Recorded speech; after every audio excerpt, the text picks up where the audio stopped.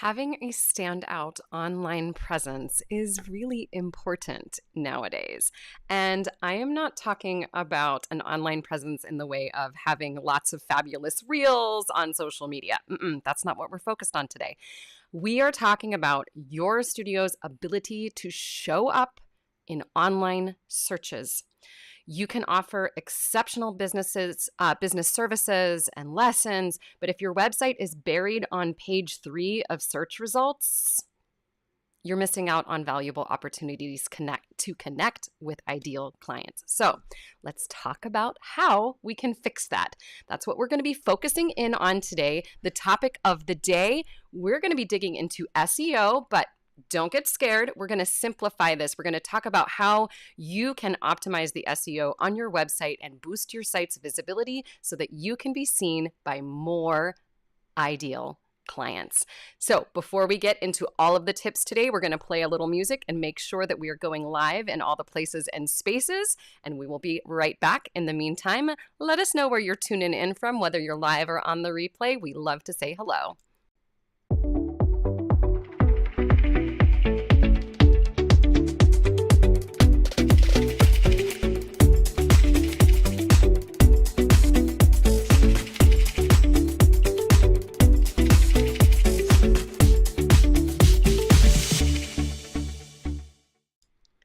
All right, so this is going to be a good one today. We are digging into SEO, this topic of search engine optimization, and what we're going to do with this, because I know that this is a topic a lot of people ask me about, and it can feel kind of difficult to explain, and people get nervous because there's a little bit of tech involved. But what we're going to do today is we're really going to simplify things, and we're going to be talking about clear, actionable strategies that you can take in order to help your music studio's website get closer to the top of search results.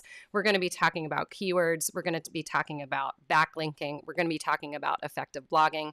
And if anything that I just said makes you nervous, don't worry, friend. We got you here. We're going to break it all down. So in order to get started here, I should just take a moment and pause and say, hey, if you're new, welcome. My name is Sara Campbell. I'm a business strategist, marketing, and mindset coach for music studio owners and online education experts like yourself. And we go live here most Wednesdays where we talk about all of those topics. And today we're digging into websites to wrap up our website month. We've been talking about websites all month here, February 2024 at Savvy Music Studio. And today we're digging into the good stuff, SEO. So, we have set up some links for you since this topic is a little heavier than the ones that we've covered in the past. And we have them set up with our Savvy Sara bot, who is a little chat bot who will deliver you the resources and links that we're talking about today. One of the things that she's going to deliver you is our most popular blog post. It's the blog post that has been ranking the highest for the past couple of years. And it is all about SEO. So we're going to go through some of the things today, and if you want to learn more about it, if you drop the word SEO below, if you are on Facebook or if you are on Instagram, that is how you're going to be able to get a hold of that. If you are on YouTube, YouTubers, the magic word does not work on the tubes, so you're going to look in the description of this video or in the live chat, and you will find a link that you can click where you can get a hold of the resources there. So let's get into this today before we get started, because we're going to be going over, we have 3 tips, but we're going to break each one of them down into several different sections. So there's going to be a lot to cover. You may want to grab a pen. But again, the Savvy Sara bot, she's going to deliver you all the stuff. So it's going to have some of the bullets that we're talking about today, and then an expanded links that you can do. Let's say hello to a couple of people before we get started. I see Susan's tuning in from Toledo. Can't talk today. Elizabeth is tuning in from Central New York. Larissa is tuning in from Ontario on Facebook. Yay, and she dropped the word SEO as well. Excellent. We'll groove on over to Instagram and see if anybody is over there. We'll keep an eye on you guys. And I think we should be good to go on YouTube. All right, so let's get started here. If you hear anything that is valuable to you in this conversation, we love to learn out loud. So give us a hashtag takeaway in the comments and let us know what that takeaway is. What is the thing that you found valuable? What is the thing that you're going to implement? We love bringing those up on the screen if you're live with us. And if you're watching on the replay, know that I'm always coming back to have conversations. So you can just hop right in, ask questions, do all of that stuff. Okay, so let's see here. We have a couple more people tuning in. Karen's from Lake St. Louis, Missouri. And we have Leslie Krantz Borovic from Grove Family Music in New York. Hi, Leslie. Nice to see you. Okay, so let's unpack this issue. I know that you spend a lot of time developing your website. It's a labor of love, and it's something that you probably continuously update. We're in the process, I've talked about this several weeks in a row here, we're in the process of doing some pretty major updates on our website, and it takes a lot of time. And one of the things that we're really digging into is the SEO and optimizing SEO on all the different web pages and all the different blogs. And so today I wanted to talk about this. So in a nutshell, just like real quick, what is SEO? I'll define it again. It's short for search engine optimization. And what that means is all these little tiny things that we can do to our website that will encourage our website to show up further in search results. So if somebody searches for piano lessons near, insert the name of your city, or singing lessons near blank, or things like how to nail your audition, there are ways that we can show up in those searches if we optimize things behind the scenes. So we're going to dive into this. We're going to be covering 3 main points. And I would love to know from the listeners who are here today or watching later on, how do you feel about SEO? Is this something that you have been working on actively, or is it something that maybe you're kind of aware of, but you're like, SEO? Huh? What do I do with that? I'd love to know where you are in this process, because that will really help us shape this broadcast one, and also future resources that we're going to be putting together for you all. So let me know how you feel about SEO and like how comfortable you are around things. Okay. So let's get to our first. Oh, that's funny. Okay. I accidentally undid my thing here. So yep. Nope. I got it. Here we go. I thought I didn't put my lower third together. Okay. So the first thing that we're going to talk about, as I believe one of the most important things, especially if you are serving, if you are teaching in person, and you want to be found in local searches. So let's talk about local keywords. A keyword is a word that someone might use in a search.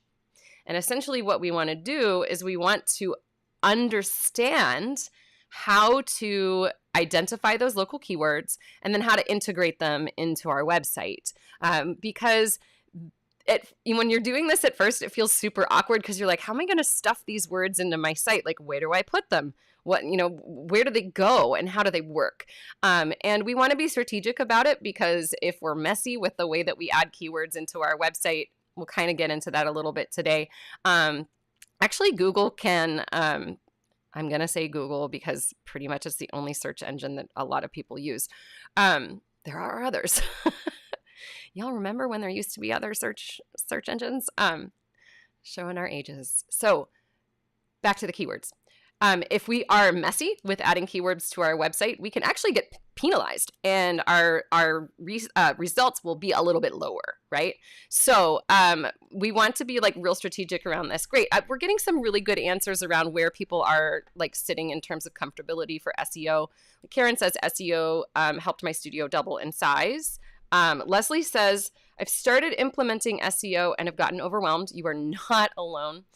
Susan says, I'm getting pretty comfortable with SEO. Now I need to update all those old posts that aren't optimized. I feel you on that. Yes. And Larissa says, I would appreciate step-by-step instructions for SEO. Okay, Larissa, I really think you're going to like that blog post that I sent out. If you drop the word SEO down below, that is going to be something that helps you with some more step-by-step instructions. And today what we're going to do is kind of like describe what is this and why is it important? And like, we're going to talk a little bit about where you're going to put things. So local keywords. What I want you to, your first step is this. I want you to research and start making a list of what are some location-based keywords that people might use in your area. It's going to be different depending on where you live, right? So think about what are the areas that you serve around you? What are the different names of towns, etc. A lot of teachers, just depending on where you live, like you're going to serve multiple areas, and we're going to talk about that a little bit. Basically what we're identifying is the words that potential students in your area are likely to use when searching for music lessons. So you're going to start making a list of those words. And not only are you going to have things like location-based keywords, you're going to have other keywords as well, and that's covered on the blog. So with these location-based keywords, what we want to do is we want to include these in various places on our website. We want to think about putting them in our website titles. I know that can be awkward, but there are ways to do it that doesn't make it look weird.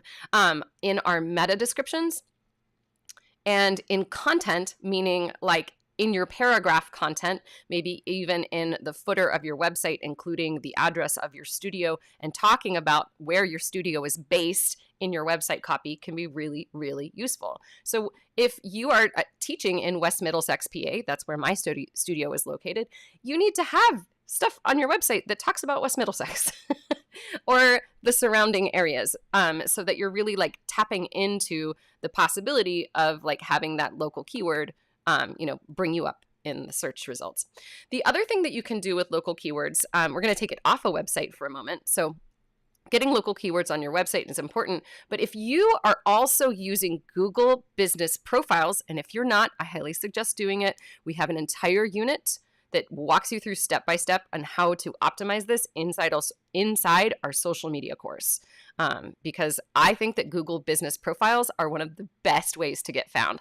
So you want to make sure that you optimize that listing and ensure that that profile is up to date and optimized with local keywords. So you have opportunities inside of your descriptions, inside of like setting your service areas, etc. Because this can significantly enhance your visibility when people search for piano lessons near me, etc. And then you're going to show up on Google Maps, which is fabulous. A final bit around location keywords, and this is a tip for you multi-teacher studio people, or perhaps for those of you who maybe travel and teach in different locations. If you serve multiple locations, I want you to consider creating dedicated landing pages for each area.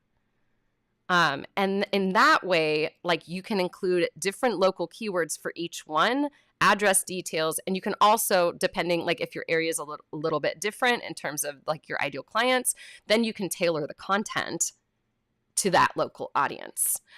So that is something that is more for people who are, again, having multiple locations. And I know that that's not everyone that's here right now.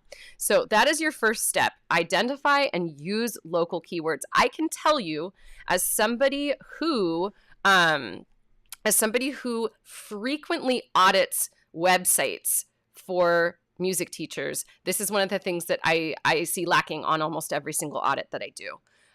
Is not including those local keywords. And that's one of the reasons that people don't show up down in the list. I just had a discussion with someone last week when we were walking through her site, and that was one of the things that we focused on. And I'm really excited I'm going to check in with her in a couple of weeks, and we're going to see how she's ranking in the Google search. And I can almost guarantee she's going to be much closer to the top there.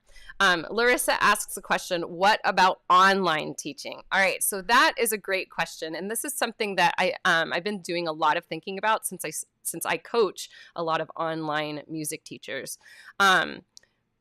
One of the things that we need to be aware of is that the Google Business Profile actually is not meant for people who run completely online businesses. You have to have some kind of a location base.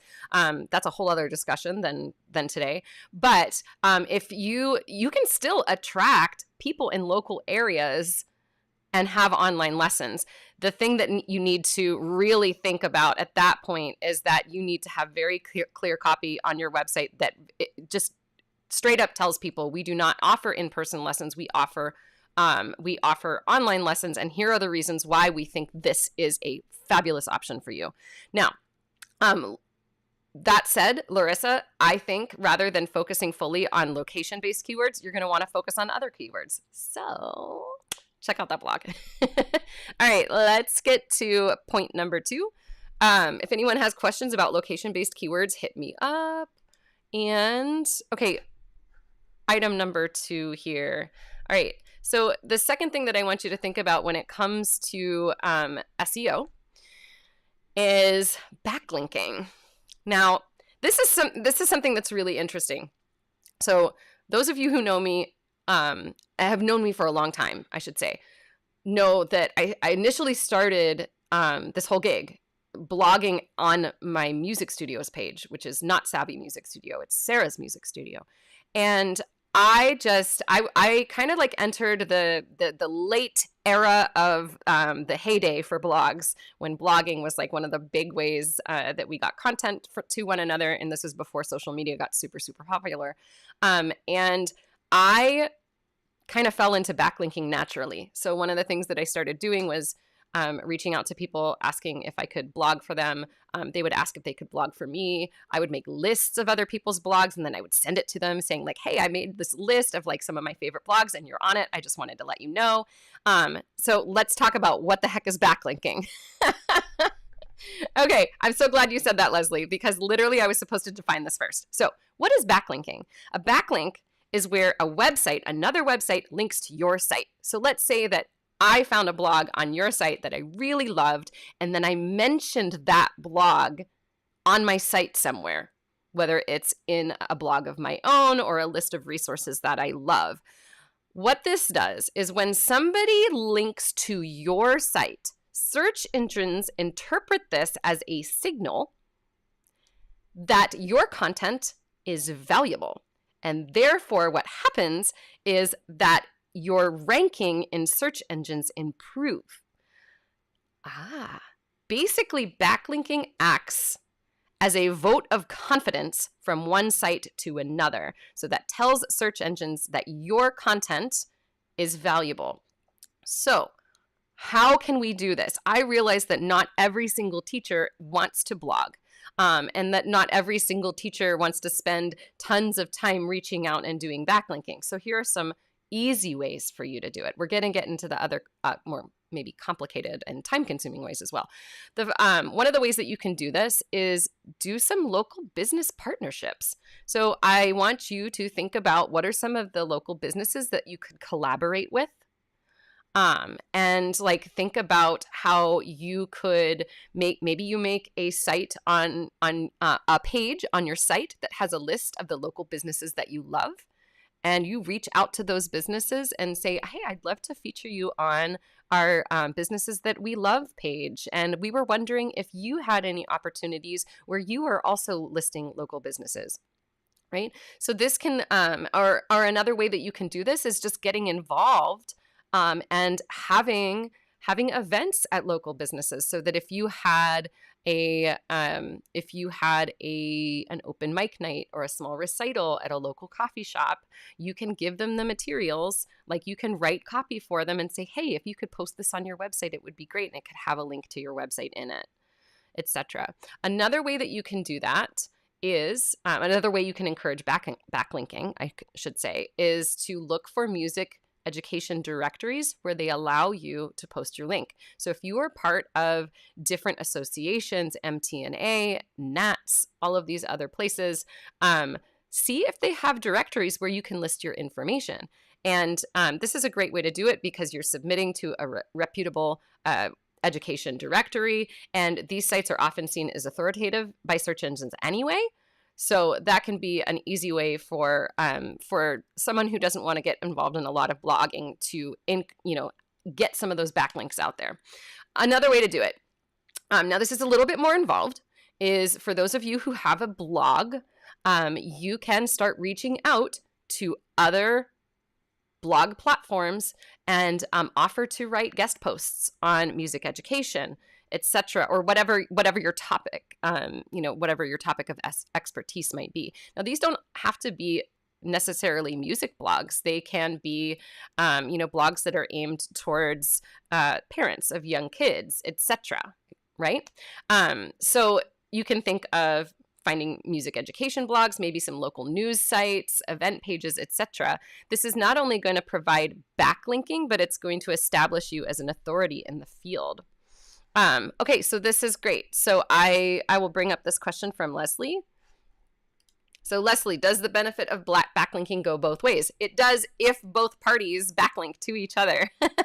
But what we're really trying to get at is the more websites that link to your site, the more credible your site is seen by search engines. This is one of the reasons why my Sara's Music Studio website, which I haven't touched in years, there are some things that are broken on it, not going to lie.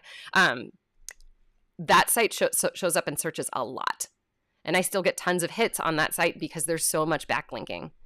Okay, so we've talked about SEO. We've talked about backlinking. Let's dig into blogging a little bit. I realize that not every teacher wants to spend time on a blog, but let me give you a couple reasons why you might want to consider writing a small handful of quality blog posts for your site. Here's why. Okay. So when you publish high quality content on your site, one, this helps establish your site as a resource hub, right? It gives you the opportunity for backlinking opportunities where people might link to your site. It also gives you the opportunity to use keywords more strategically. So relevant keywords in your blog posts, things like, and when I say keywords, I should also expand that they could be phrases, right? So it could be like tips for young singers, or how to audition for your high school musical. It could be proper piano posture. There's so many different things that you could talk about that would speak to what your audience is interested in. So your first step is to figure out, what is my audience interested in? It's kind of funny that almost everything that I teach about always comes back to ideal client. Do you understand your client? Do you understand what they're interested in? Do you understand what they're searching for? Are they looking for tips on beginner practice advice? Or are they looking for how to take care of your piano, etc.? There's so many different ways that people can find you. So I want you to sit down, do a little brainstorming, and think about, what are my people looking for? I see that Cassandra is following along on YouTube. She said I was going to ask about how to blog. Yeah, so you want to think, now I realize that not everybody wants to blog consistently. Ultimately, that's like, if you are somebody who is really working hard on your marketing, doing consistent blogging can be very useful. Only if you are optimizing those blog posts and getting real strategic around your SEO. Otherwise, you don't have to publish consistently. One of the things that you can do is come up with a handful of quality blog posts and let that naturally boost your studio's SEO. And when you do that, I would encourage you to share those blog posts in places, because people need to be able to see them. So sharing them on social media, in music forums, or sending them out to your studio, etc., getting more website hits on those places can be really important. Now, let's talk a little bit about expand a little bit on these blogging tips. One of the things that I want you to think about is, when you're writing your blogs, can you design them to be engageable? So you want to encourage comments and discussion on your blogs by asking a question. Have a question at the bottom of the blog that, asks, what else would you like to learn about? Or what tip did you find most useful here? Do you have anything else that you would add to this list? Etc. Because engaging with your readers does a couple of things. It increases the time that they spend on your site, which is a positive signal to search engines. And also, the more time that they spend on your site, the more time that they're reading your things, you are increasing trust. They're going to trust you as an authority in this topic. So Think about it. How can I make this blog more engageable? All right, I see a great question here. If you have, we're just about to wrap up. I've gone through all my points today. So if anyone has any questions that they'd like me to go over, now is the time to put them down below before we do our recap. I see, oh, actually, before we bring those questions up, I just want to thank you for being here. I really appreciate that you're taking time out of your day to like hang out and have a conversation here. So if you enjoy our content here at Savvy Music Studio, I want to invite you to do a couple of things. So we put out these free broadcasts 2 to 3 times a month. And if you are enjoying them, do me a solid. First thing, like this video, love this video, do whatever, hit the buttons. The second thing is, if you have a friend who you think could benefit from listening in on these conversations, please send this to them. Invite them. You can either tag them in the comments down below, or you can send this video to them in a private message. Or if you have a music organization that could benefit from this discussion, please share it with them. Put it in, share the link in their forum, etc., if that's something that they allow. It's just one small way that you can show your appreciation and thanks for the work that we do here. Not just me, but Caitlin, our Savvy team member, does a lot of work for these broadcasts as well. And it would make my heart really happy. So if you could take a moment to do that, that would be amazing. Thank you. All right. Amy asks a question here. All right. No, we got to take away from Cassandra. She says, tips for young singers, how to audition for your high school musical, how to have great posture while playing the piano. I love it. See? Okay. So Amy asks, if I repost my Facebook posts on my studio blog page, does that have good SEO value? That is a good question. I am not sure. I would have to ask a friend. If I could phone a friend at this point, I would love to know that. I guess what my question would be is like, how specifically do you want to do this, and where are you posting them, etc. So that would be interesting. So one of the things that we do know about the linking up of social media and websites is that when we add our social media links into the footer of our website, the footer is the little thing at the bottom. So like when you think you go to somebody's website and you scroll all the way down to the bottom, and you might find like links to their socials. And I can show an example of that on the Savvy Music Studio one, because I literally just updated this last week when I realized, holy cow, I don't have our YouTube channel listed. And like, that's a part that we're really working on improving. So let me do, what happened to my video? Did I disappear? I think I disappeared. All right, let's come back to here. Screen share. Am I here? Did I disappear for a minute? That was weird. This is the footer of our website down here, and you can see this. One of the things that we know is that when we put those things in the footer down below, that actually helps hook up our Google business profile to it. So like they talk to one another. And I think it's kind of funny that like my cartoon self is right there. All right. Hopefully. We are disappeared. Okay, so let's see if, don't know what happened there. I pressed something funky. All right, so great question there, Amy. I love that. Cassandra's takeaway is to design blog posts to be engaging and ask questions. Karen says, how does one create a blog? Well, it just depends on your website. The website most websites have blogs that you can create inside of that website. Or you could choose to blog on, do third-party blogging, but that is not going to benefit your website. All right, so phone a friend, slow load, darn invisibility button. I think that's what I must have hit, Kevin. I don't know how I did that. It was weird, kind of freaked me out. Okay, so let's wrap this up. If you have any final questions, pop them down below. I'll come back and answer them later. We're gonna do our rapid recap.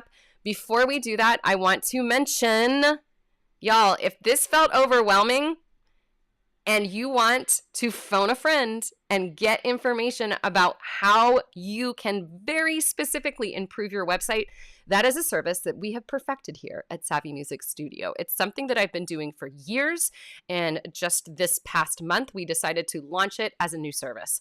And so we provide website audits for music teachers, and they are very comprehensive. If you have not checked out our site about this yet, I encourage you to do that. I can give you a quick screen share here. We offer these personalized audits. It includes all kinds of good stuff. You will get a video audit from me. You will get a step-by-step checklist and instructions about what needs to improve, and we will also audit the performance of your site.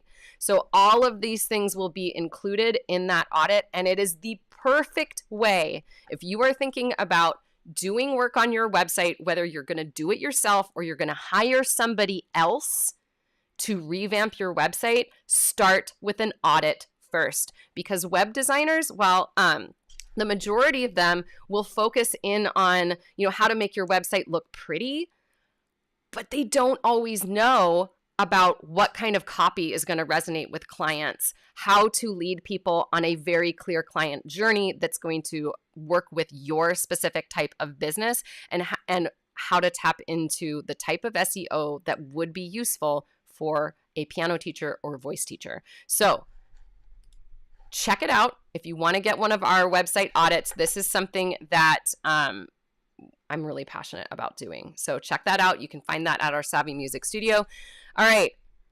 If you want to get the tips from today, don't forget, drop the word SEO down below if you're on Facebook or on Instagram, and look in the description of this video on YouTube. We're going to do a rapid recap. For those of you who joined in late, here's what you missed out on. We're going to cram it into 5 minutes. Y'all ready? Because this is my favorite part of these broadcasts. Not really. Here we go. All right. It is important that your website is actually visible. And so we're going to talk about a few ways that SEO, you can optimize this search engine. You know what? We're going to restart that because we're going to use this as that felt super awkward. Look at me doing things on the fly. Okay. Here we go. Having a standout online presence for your music studio is vital. And I'm not talking about a bunch of reels on social media. I'm talking about your website. Does it show up in searches? So what we're going to cover here real quick is we're going to talk about search engine optimization, that is SEO, and how you can improve the SEO on your website using 3 tactics. The first way, and I think one of the best ways to improve SEO on your music studio's website, is to think about location-based keywords. What are the words that potential students are using in order to research music lessons in their area? Make a list of those words, and we want those words to be included in places like your website's title, meta descriptions, your website content, the copy on your pages, because that is going to allow you to improve local search visibility, and that is super important. Another way to use location-based keywords is to make sure that you're including them in your studio's Google Business profile. And so take a look at it and update that. Make sure that it is optimized with local keywords in your description and that you've optimized your service area. This can significantly enhance your visibility in local search results and in Google Maps. Super awesome. All right. When it comes to making your website visible, one of the greatest ways to do that is to have backlinks. What is a backlink? It is when another website links to your site. So search engines interpret this as a signal that your content is valuable, and therefore it brings you up in the ranking in search engine results. So how can you get backlinks? Well, you can collaborate with local business and cultural institutions. You can talk about, hey, how can we mutually promote one another? You can also look for music education directories where you can list your studio information and website. And you might also consider, what are some guest blogging opportunities and local media? Create some music education blogs, maybe write an article for a local news site, get onto an events page, etc. This will not only provide backlinks to your site, but it's also going to position you as an authority in your field, and that's a good thing.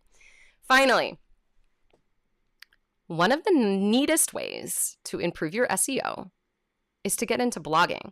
Now, ultimately, it would be great if you were super consistent with your blogging and you were creating really high quality, relevant content. However, you don't have to commit to writing a blog every week of the year. If you want to increase your SEO, one of the most powerful things you can do is Write a handful of quality blogs and make sure that you are incorporating keywords into those blog posts that feel natural and engaging. And you want to focus on topics that your target audience is going to be researching, such as tips for beginner piano, piano parent practice advice, or maybe piano care, etc. High school musical auditions. There are so many different things that you can think about. And remember that when you're writing those blog posts, you definitely want to include encouragement for people to engage. So engage with comments, questions that say, hey, what else would you like to know about this topic? And then have discussions with people who comment on your blog. All right, that is it for today. If you enjoyed this information and you want to see the full broadcast, or if you would like to get more resources from Savvy Music Studio, drop an SEO down below. We have a very detailed blog that goes through how you can optimize your SEO on your website. And don't forget, we also offer a website auditing service that will do all of this for you and give you step-by-step instructions that you can follow so that you don't have to feel overwhelmed with making those website changes. All right, thanks so much for being here.